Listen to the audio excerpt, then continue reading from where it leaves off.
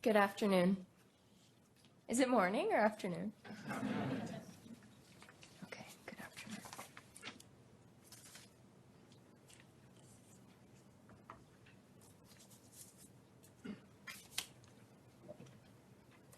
North York Women's Shelter. I was 3 years old, going on 4. I didn't know what was happening. My mother, sister, and I rushed out the door after my father had left for work.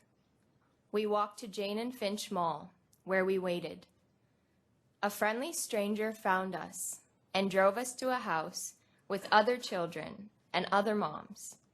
They gave us fresh clothes, and I immediately ran into the backyard to play. There was a crocodile slip and slide.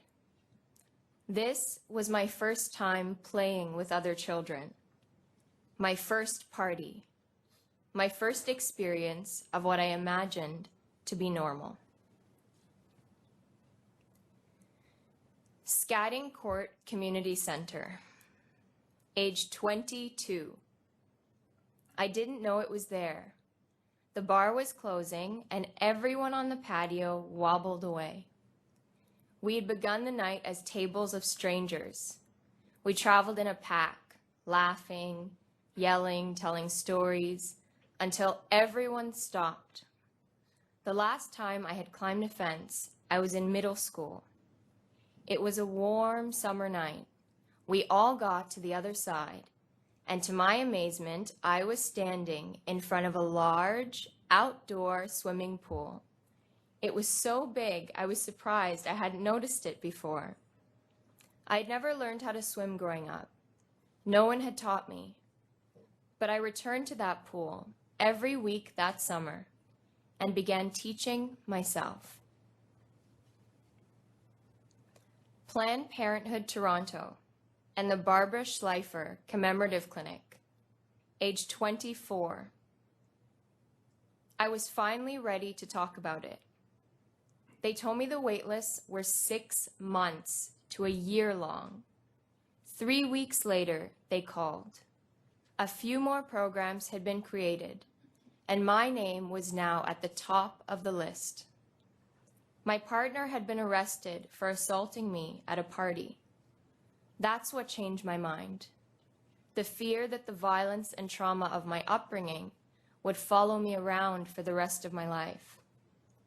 But after 1.5 years of trauma-informed therapy, a 10-week meditation study, and a handful of workshops and group therapy experiences, I began to release the violence of this memory, the sexual trauma in my past, as well as the violence and traumas of my upbringing.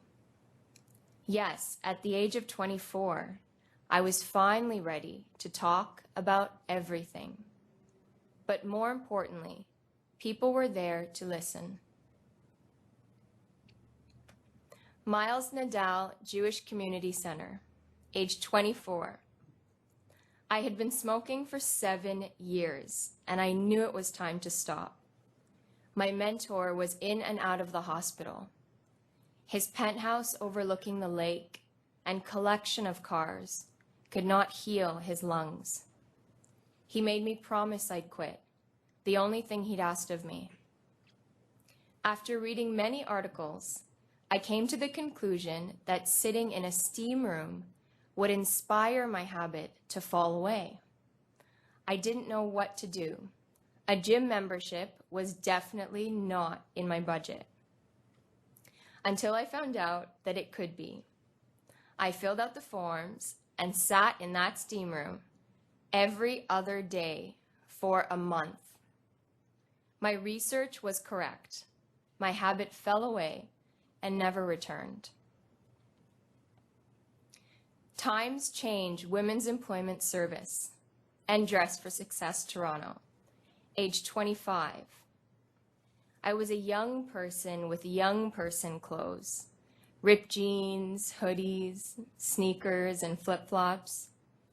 I had dropped out of the University of Toronto after 2 years and had over 30 jobs by the age of 25.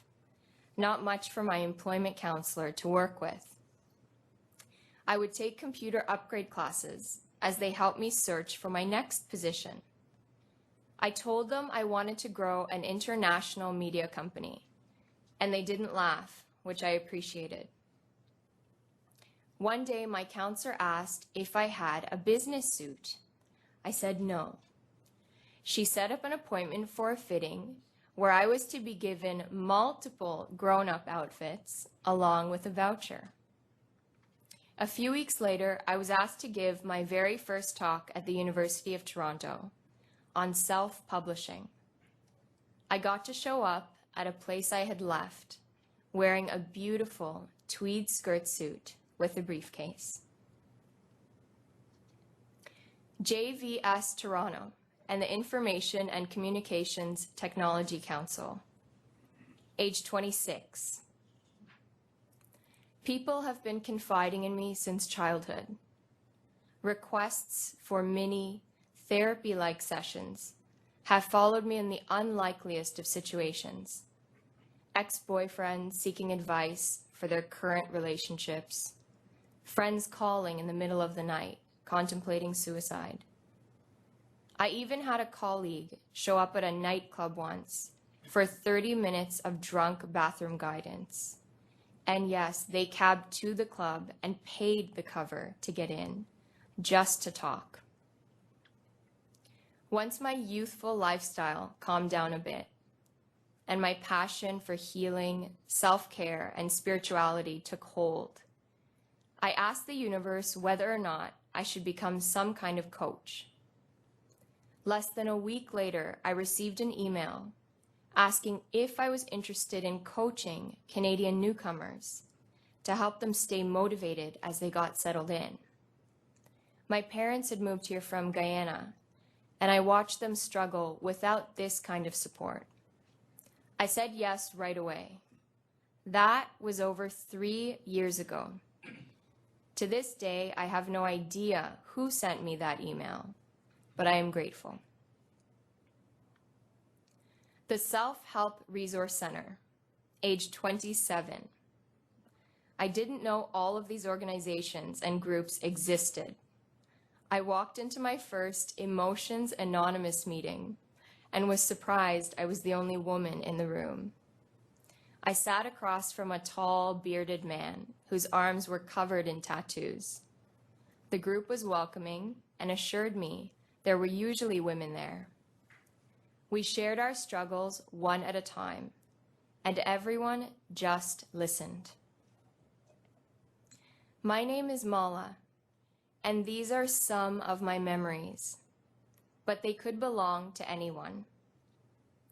3 years ago, I moved into my very own apartment, my first real home.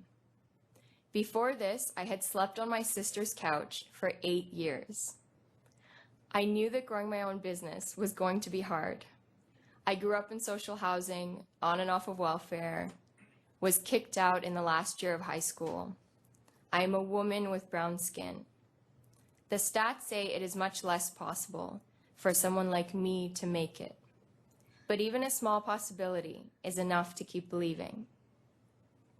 The organizations I've mentioned provided me with specific opportunities and resources. But more than that, they gave me the knowing that everything was going to be okay. Not long ago, I was asked to join the United Way Speakers Bureau.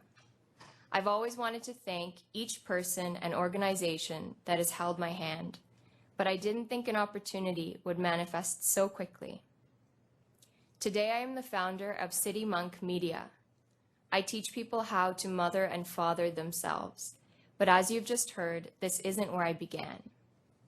When you donate to the United Way, you are not just feeding, clothing, sheltering, or healing people. You are holding their hand as they walk through their darkness.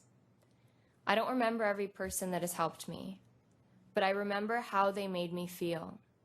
I remember that strangers wanted me to be safe and healthy. Strangers wanted me to hold my head high and have the opportunity to grow into a confident, capable, caring young person. Thank you. not on behalf of any one of the United Way partnership organizations I've mentioned, but on behalf of my spirit and sense of self, which because of donors like you, I didn't have to abandon to get here.